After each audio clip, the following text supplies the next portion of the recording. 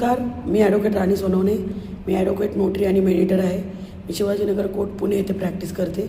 आज मी एक छोटीशी माहिती देण्यासाठी आपल्याला हा व्हिडिओ करत आहे. ती माहिती म्हणजे की आता बार काउन्सिलची इलेक्शन आहे आणि त्या इलेक्शनची डेट डिक्लेअर झाली आहे. ती डेट जी आहे ती 24 मार्च आहे. बार काउन्सिल ऑफ महाराष्ट्र आणि गोवाची इलेक्शन आहे. या इलेक्शनची डेट 24 मार्च 2026 आहे. 24 मार्च 2026ला सगळ्या वकिलांनी, महाराष्ट्र आणि गोवामधल्या वकिलांनी वोटिंग करायचं आहे.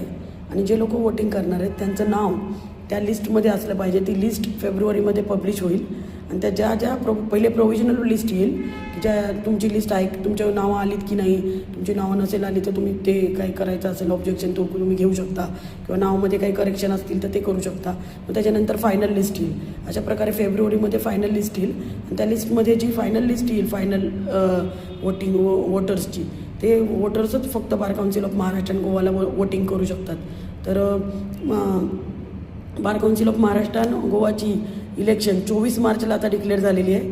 त्यामुळे सर्व वकिलांनी आता त्यांचं जेव्हा लिस्ट येईल फेब्रुवारीमध्ये तर ते तुमचं नाव चेक करून घेणं गरजेचं आहे. आणि बार काउन्सिल ऑफ महाराष्ट्र आणि गोवाला 24 मार्चला तुम्ही नक्की मतदान करा.